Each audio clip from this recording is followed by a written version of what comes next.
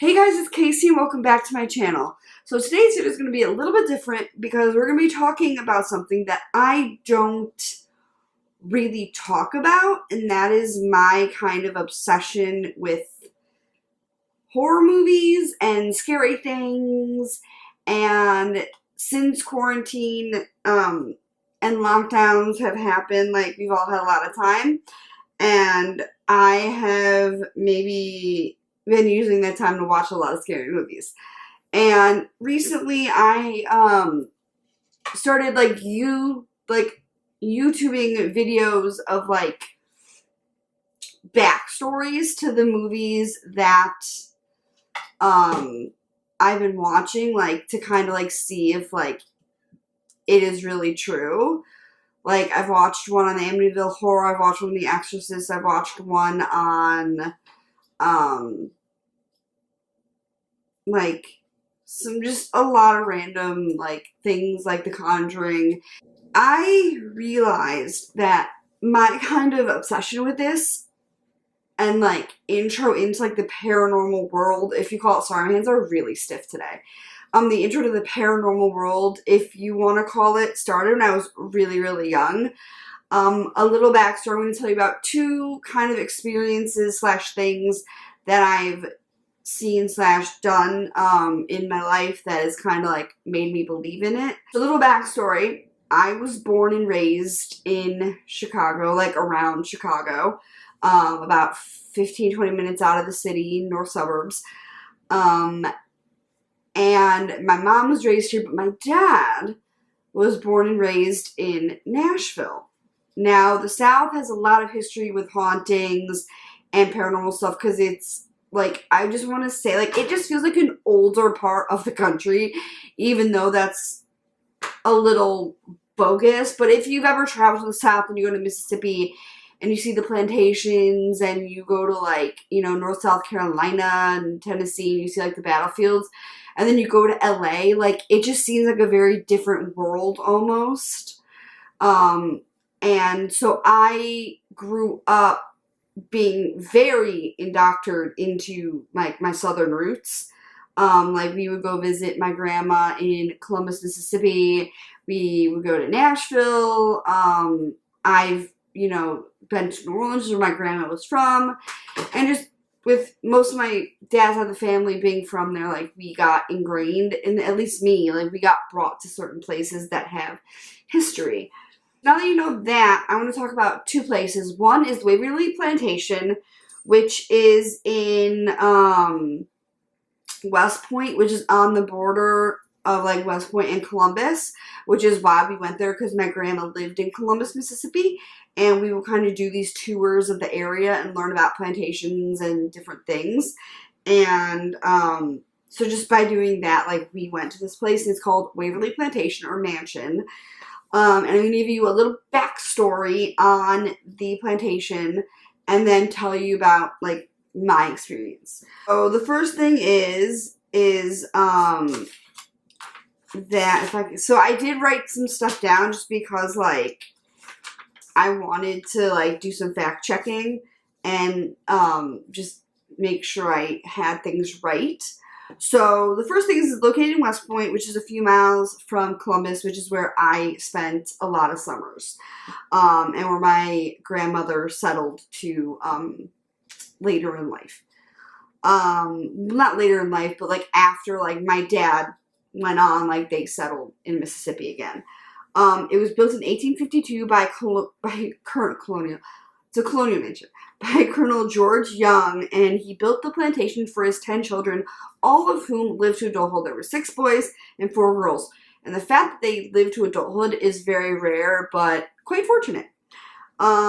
He was considered very rich because even his plantation had 2,000 acres, which is really rare even for a plantation at that time, because most people at that time who could afford a plantation couldn't afford that much land. And they held weekly dances in the ballroom, which, remember that. The Captain Colonel George Young's son, William Young, took over the plantation, and it became a refugee for families of the war. And which is another thing I'll touch on later, but that's just part of the back history. So, yeah. After his death in 1913, the house lay abandoned and vacant for nearly 50 years, and it wasn't purchased again until 1962, and it was bought by Robert and Donna Snow, and they restored it to working full glory and condition, and they never intended for it to be used as a tourist destination, but they let tours in because people would ask about it, and they used the tours as a way to pay for the restorations. In 1974, it was named a national landmark in Mississippi, which is really cool. However, it did go on sale in 2017 and is being re-renovated. Now on to the ghost stories. So the first thing is that all of these ghost stories were fact-checked and they're real people. It's not like potential, presences or whatever. These are actual things that have been documented within the house, and people have found records of these things. So the first thing is that while the house lay abandoned, locals and passersby, now mind you, it lay abandoned for a really long time. Locals and people who would walk by or, be in the area would hear piano music. Now, they did hold weekly dances in the big ballroom, and it was usually piano-based music that would play. So people have claimed that they have heard piano-based music come out of the house even when it was abandoned and vacant and in pretty rough shape. The second thing is that people continue to see what they believe is a Native American gentleman riding a horse in the fields behind the plantation. Now, upon research, people have found there was actually a Native American boy who was orphaned and spent a lot of time at the plantation. Now this is going to be talked about more in depth because it's the main story. But there's a young girl who they believe is a granddaughter of a doctor, and she got out of bed one night. She's 18 months old and fell down the stairs. And there are two versions of the story, but she ended up, something happened, she fell down the stairs and she died. Now, this is the most popular haunting because this is the most documented. And it's a young girl, which could potentially be the sister of the girl who fell down the stairs. We're not sure. Or it could be the same girl. It's a little older than what was documented. Her apparition seems to be 3 or 4, whereas the girl who fell down the stairs seemed to be about 2, 18 months old, too. But either way, the most active haunting is that a girl cries out for her mom, and the people who, including the Snows, who were the buyers of the house in 1962, the Snows found that she was between 4 and 5, but some people think she's younger. But they found / documented that between the hours of 2 and 4 in the afternoon, that they would see a little girl appear on the stairs and then go into a bedroom. And if you go into this bedroom, it appears that the bedroom sinks down as if someone is laying in it. And they believe that because she was young, that was probably her room, that she took naps at that time. Now, there are multiple things. Some people say that she was killed in the house by neighbors. Other people say that she is indeed the daughter of a former friend who owned the house, who was visiting and had an accident. Now, she appears to be 4 to 5, and she appears to have dark to medium blonde hair, and she always appears in a white nightgown. And another thing is that there are 2 young girls buried in the cemetery. One is claimed to have been 4, and there is a cemetery behind the house. The Young Family Cemetery is what it's called. Now, 2 girls are buried there. One is 18 months and one is 4. Now, they know that one of them fell down the stairs. That is documented. She fell down the stairs. The second version of that is that She was going up the stairs, got scared, and managed to get her head stuck in the railings, and somehow trying to get it out, snapped her own neck and died. The second form of that is that she had gotten up at some point and had tripped and fallen down the stairs, and that's how she broke her neck. And they believe that is the younger girl. Now, the girl they believe they see, who is older, is a child that they found who was in the house who died of diphtheria, which is like a lung thing, I believe. And that's who they believe is the main ghost that haunts the house, because they clearly hear her calling out for her mom. And in relation to that, the room that she goes in, that like people have witnessed the bed indenting and like falling a little, like not falling, but you know what I mean, like indenting as if someone's laying in on it, always stays cold. That room is always freezing. Now, there is no air conditioning in the Waverly Plantation because they have restored it to how it was originally built. So, at least that's what I've read, and what I know about it is that they didn't install air conditioning because they wanted to keep it in tune to what it would have been like back in the 18 and 1900s. So that is a little bit of the history behind the Waverly Plantation. Now, my story. So, in spending a lot of summers in Columbus, Mississippi, one of the things that we did was we used to go on tours of Waverly Plantation because we thought it was fun. And because it was haunted and me and my brother thought it was kind of like, ooh, like spooky. Now, we never went during the hours of 2 and 4 when they say that they claim that the ghost is most active. We have gone like early in the day and like in the afternoon. Like later, just like in between, like before the times. However, in one of the tours, we did go in the room that the girl claims to lay down in the bed in, and it is significantly colder than any of the house and any of the other room. Like the house that day was like 90 something degrees, and that room was easily like 60 or 70.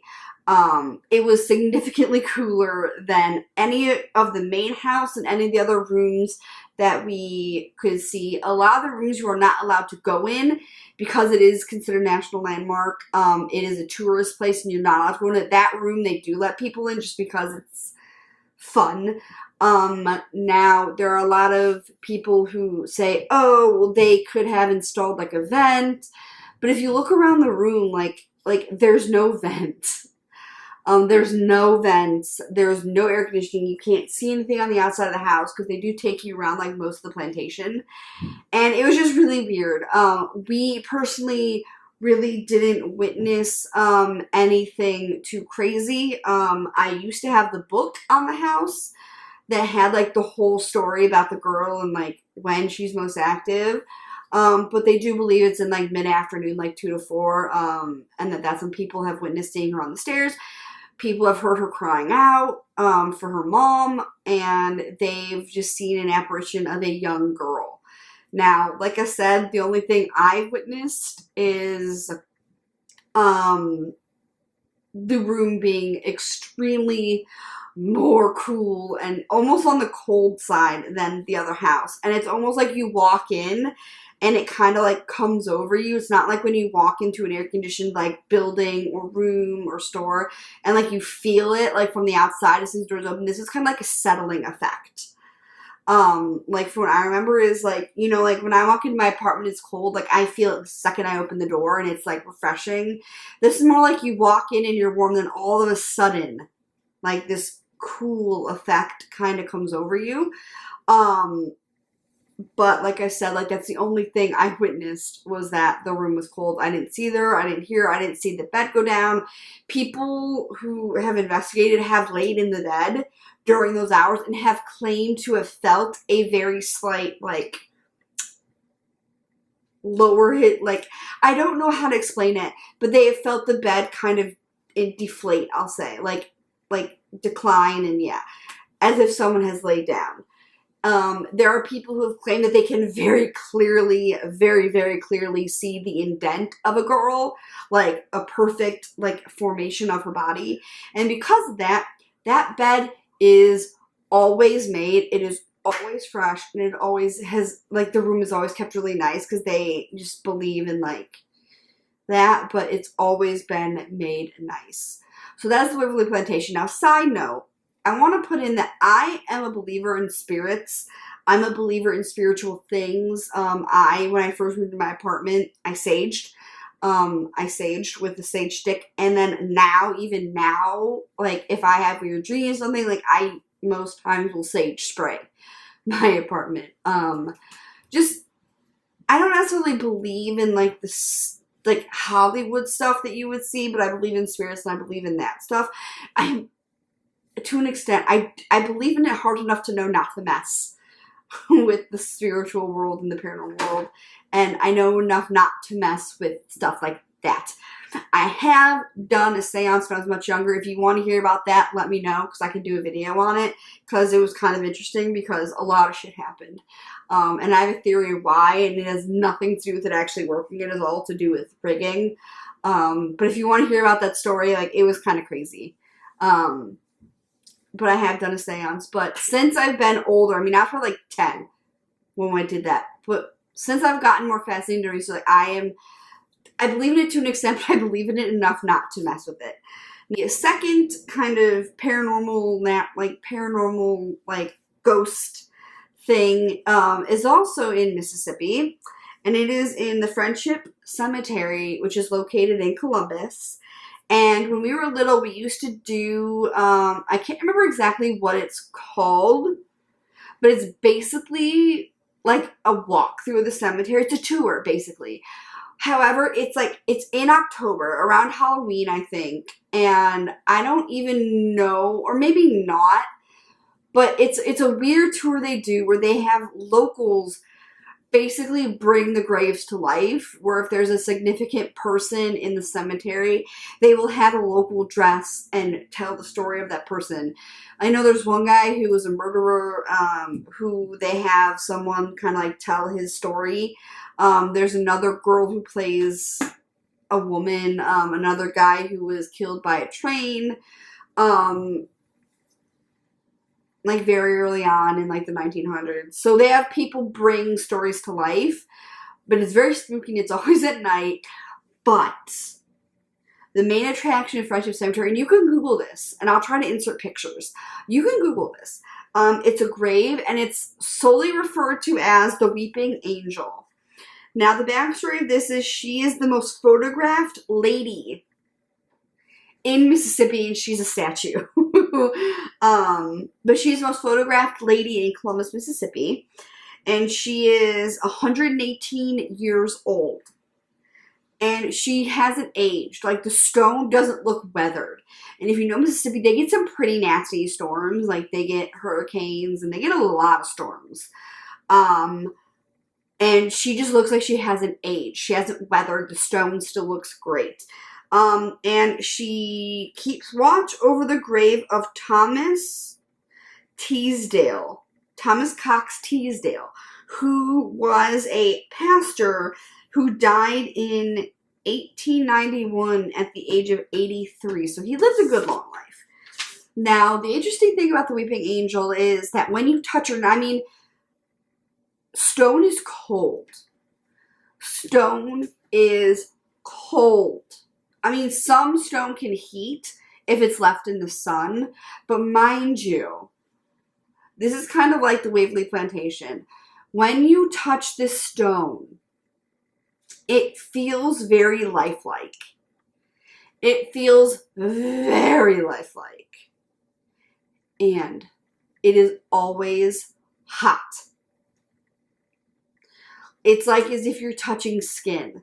I mean, it's very smooth like skin, and it's warm as if you're holding the hand of somebody. Now, stones are usually cold to the touch. Like, if you go to like a marble counter, it's cold. If you go to most places and put your hand on a rock, it's cold. This is like literally, it feels like you're touching another human. It's very weird.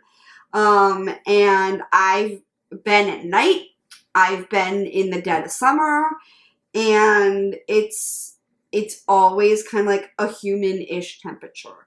Now, I couldn't really find much on the actual person, other than he was a pastor.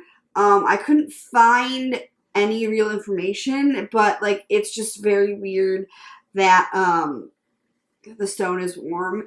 And it is said that the reason that they put the sleeping angel and that they made this kind of monument to this person is that he was such a good person that they said when he died, like the whole like heavens cried.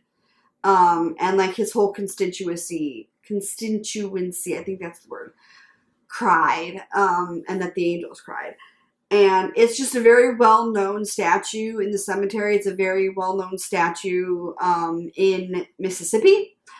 And it's just always very warm to the touch. And when you hold the hand, it feels very lifelike and very smooth like skin.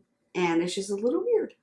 So I know those aren't like I've seen an apparition or I've heard things where I've been touched. Like, it's just some folklore and legends that like I have a personal story with and that I've kind of found to be semi-true and are just part of my story growing up. And in quarantine, I thought, let's have story time because I've been very intrigued in watching other people's stories lately about these things. So yeah, I know this video is different, but if you liked it, give it a thumbs up, hit that subscribe button, leave comments below if you want to see a video on the seance that I did, like story time seance style, because like I said, like things happened, but I'm not necessarily fully believing that it wasn't partially rigged.